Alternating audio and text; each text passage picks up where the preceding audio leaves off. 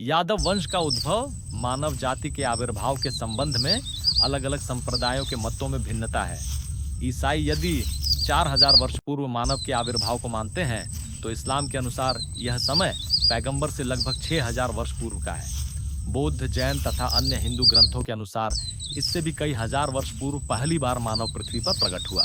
हिंदू विचारधाराओं के अनुसार पृथ्वी का जन्म लगभग 200 करोड़ वर्ष पूर्व हुआ। श्वेत वाराह कल्पार्ध के अनुसार पृथ्वी की आयु सन 2019 में 101 वर्ष की है। अब तो पाश्चात्य वैज्ञानिक भी इससे भी अधिक समय को मानते हैं। समझा जाता है कि पृथ्वी पहले आग का गोला था, धीरे धीरे वह ठंडी हुई और महाद्वीपों और महासागरों का जन्म हुआ। काफी समय बाद पृथ्वी पर वनस्पतियां प्रकट हुई। उसके बाद क्रमशः जल जीव, कीड़े मकोड़े, सरीसृप, अन्य पशु और अंत में मानव जाति ने रूप ग्रहण किए। ये समशीतोष्ण क्षेत्रों में प्रकट हुए और धीरे धीरे विश्व भर में फैल गए। हिंदू दंत कथाओं के अनुसार पृथ्वी पहले असीम जल से ढकी हुई थी। भगवान वाराह ने, जो विष्णु का अवतार माने जाते हैं, पृथ्वी का उद्धार किया और उसे जल से बाहर निकाला। ऐसा झात होता है कि पृथ्वी पहले किसी विशाल नक्षत्र का भाग रही होगी। शायद ब्रह्मांड में भयंकर विस्फोट हुआ। सूर्य का एक टुकड़ा टूटकर अलग हो गया और ज्वलित गैसों का वह पुंज धीरे धीरे ठंडा होकर गोलाकार रूप में पृथ्वी बनकर प्रकट हुआ। भारतीय दृष्टिकोण से काल का न आदि है और न अंत। विभिन्न घटनाओं के समय का लेखा जोखा रखने की दृष्टि से इस काल चक्र को इकाइयों में बांट लिया गया। पहले सृजन से लेकर उसके प्रलय काल में नष्ट होने तक के कालखंड को कल्प कहते हैं।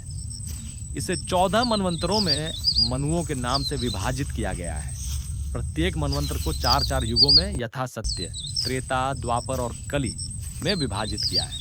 मानव गणना के अनुसार चतुर्युग 43,20,000 वर्षों का होता है।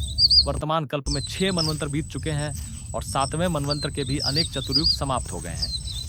अब विक्रम संवत 2075 में या ईस्वी सन 2018 में युधिष्ठिर संवत आचसुवाक 19 चल रहा है। वर्तमान कल्प 36वां कल्प है। यह वाराह कल्प कहलाता है। कल्प के अंत में जल, अग्नि या किसी अन्य तत्व द्वारा प्रलय होने पर पृथ्वी है। प्रत्येक मनवंतर के अंत पर आंशिक विनाश होता है और मानव जाति नष्ट, प्रायः की प्रत्येक वस्तु नष्ट हो जाती है। इसलिए पूर्वोत्तर कल्पों का इतिहास नष्ट हो जाती है। कुछ महापुरुष जीवित बच पाते हैं। वे अपने समय के ज्ञान और इतिहास का संरक्षण करते हैं। धीरे धीरे आबादी बढ़ जाने पर ये विद्वान अपने पूर्वजों के संचित ज्ञान के आधार पर वर्तमान ज्ञान को नया रूप देते हैं। पूर्ववर्ती मनवंतरों का विवरण संक्षेप में दिया जाता है या फिर पूर्णतः छोड़ दिया जाता है। मिस्र के प्राचीन अभिलेखों के अनुसार भूमि पर अति प्राचीन काल में सभ्य लोगों का आगमन पूर्व दिशा से हुआ। लिंग पूजा तथा भारतीय देवी देवताओं से मिलते जुलते देवताओं और बैल, वृषभ की पूजा तथा अन्य धार्मिक कृत्यों की भारतीय पद्धति से समानता के आधार पर यही सिद्ध होता है कि मिस्र देश के निवासी भारतीय मूल के थे। मुसलमान और ईसाई लेखक अपने पूर्वाग्रह के कारण मानव सभ्यता की प्राचीनता पर विश्वास नहीं करते।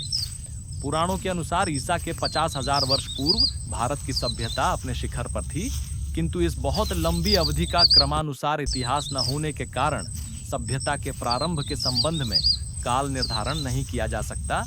प्रलय पूर्व सुमेरु और मिस्र की सभ्यताओं में भारतीय परंपरा के समान प्रलय पूर्व सभ्यता का आलेख है। यह प्रारंभ मनु से होता है, जो ब्रह्मा का पुत्र था। उसकी पत्नी शत्रुपा से 2 पुत्र प्रियव्रत और उत्तानपाद तथा 3 पुत्रियां उत्पन्न हुई, जिनके संबंध में विशद वर्णन मिलता है। मनु का दूसरा नाम विराज भी था। यह स्वयंभू मनु पहला शासक था। कहा जाता है कि मनु के पिता आनंद ने वर्णाश्रम की स्थापना की और विवाह को मान्यता दी। कुछ समय के बाद ये परंपराएं भुला दी गईं, किंतु मनु ने उनकी पुनः स्थापना की। स्वयंभव मनु की राजधानी सरस्वती नदी के तट पर थी। बाद में उसने दिग्विजय की और सार्वभौम सम्राट बना। दूसरा, मनु स्वयंभव मनु की पुत्री अकूति का पुत्र स्वरोचिष था। क्षत्रियों में सबसे पहला नाम प्रथम मनु के ज्येष्ठ पुत्र प्रियव्रत का आता है। प्रियव्रत के 3 पुत्रों यथा उत्तम, तामस और रैवत ने घोर तपस्या की और वे क्रमशः तीसरे, चौथे और 5वें मनु बने। प्रथम मनु के द्वितीय पुत्र उत्तानपाद के 3 पुत्र थे, यथा ध्रुव, कीर्तिवत और उत्तम। अपनी सौतेली माता से प्रताड़ित होने पर ध्रुव ने घोर तपस्या की और विष्णु से वरदान प्राप्त किए। ध्रुव के वंश में चाक्षुष छठा मनु हुआ। इसका पौत्र वेणु बड़ा अत्याचारी था। प्रजा ने उसे मारकर उसके पुत्र पृथु को राजा बनाया। पृथु ने खेती, पशुपालन और व्यापार को प्रोत्साहन दिया। यह ऐसा सुयोग्य और प्रजावत्सल राजा था कि इसके नाम पर ही भूमि पृथ्वी कहलाई। पृथु की 5वीं पीढ़ी में दक्ष प्रजापति हुआ और उसकी पुत्री का पुत्र वैवस्वत मनु हुआ, जिसने प्रलय के बाद मानव जाति का विकास और उद्धार किया। शतपथ ब्राह्मण, महाभारत और पुराणों में प्रलय का संक्षिप्त विवरण मिलता है। प्रातःकाल मंजन करते समय एक छोटी सी मछली मनु के पास संरक्षण के लिए आई। ने पहले उसे कलश में रखा। धीरे धीरे जैसे जैसे मछली का आकार बढ़ता गया, उसको क्रमशः तालाब और नदी में रखा गया। अंत में विशाल शरीर वाली यह मछली समुद्र में चली गई। मछली ने मनु को प्रलय आने की सूचना दी और एक विशाल नौका बनवाने तथा सब आवश्यक सामग्री तैयार रखने का परामर्श दिया। प्रलय आई, पानी तेजी से चढ़ने लगा। मनु ने अपनी नाव की रस्सी मछली के सींग से बांध दी। मछली नाव को हिमालय पर्वत पर ले गई। मनु बच गया। शेष सृष्टि नष्ट हो गई।